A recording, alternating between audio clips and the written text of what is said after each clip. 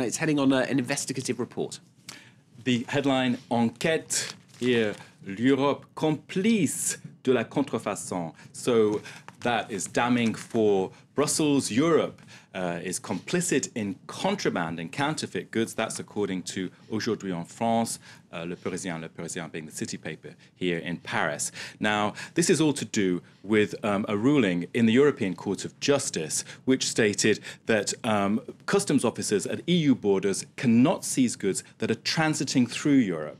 Now, the paper is arguing that this has made life a nightmare for customs officers. It talks to one in Le Havre, in the north of the country, along the English Channel, and he's saying 2.7 million items were seized last year at that port. And just so far this year in 2012, 32,000. So obviously a big issue for the French, because counterfeit goods obviously centre on items such as luxury goods. You know, we know that France is associated with luxury. One MP in that report inside Le Parisien today is saying that France has become a global hub for the traffic of contraband. So there we can see the two-page spread there.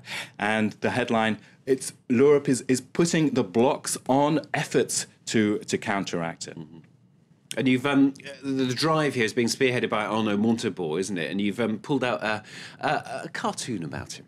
Well, in this question of contraband goods, there's the whole, it's sort of been taken in the context with the current drive for the Made in France label. Now, the Made in France campaign is being spearheaded by the Industrial Recovery Minister, Arnaud Montebourg, and there you can see him in the cartoon in Le Parisien, sort of taking off his Superman outfit. But the joke there is, no, he's not Superman. He's wearing that Breton shirt, which we've covered a lot here on France 24, which has got a lot of the press here in France.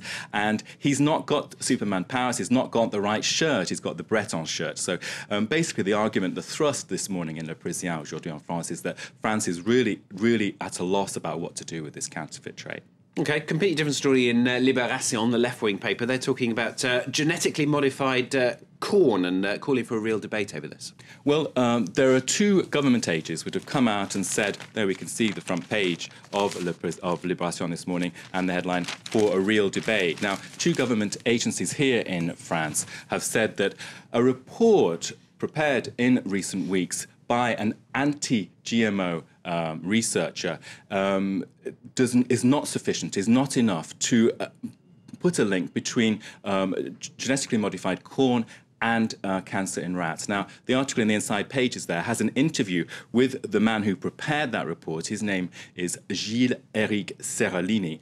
And he says in that piece to Libération, hold on, these government agencies have come out with this report, but they haven't looked at the tests that gave the validation for genetically modified corn in the first place. They haven't done a comparison. I stick by my research, and I will continue, and I will show that it's right. So the headline there, that the decision by the two government agencies, actually, he's arguing, gives the benefit of the doubt to the giant companies that are behind genetically modified goods. Now, not goods, crops and food. Now, this is first 5 pages of Libération this morning, so that whole issue, very sensitive for the French, of course. The French do not want to eat genetically modified food, cancer or not. OK, interesting to look back on this story a few years down the line, wouldn't it? Le Figaro today, they're looking at the Lance Armstrong story. A lot of the papers are, of course, but you pulled out something from Le Figaro. Yeah, it's on the front page of Le Figaro and on several of the papers. There's lots of two-page spreads about it. There you can see Lance looking forlornly into the sky. The podium has fallen from his feet, and the headline there, The Lie and the Fall. In the inside pages of Le Figaro, they say they've got an epitaph for the US cyclist, and it says that now we have the end of the lying, we have the end of the myth, we have the end of the system of doping, and we have the end of an era. Now, an expert in the paper is saying, hold on, it is the worst moment for the sport, but these problems will continue. How can you work your way forward from this point? L'Humanité, the far-left paper, is looking at this as well. Armstrong there on the front cover. La chute d'un parent, the fall of a godfather.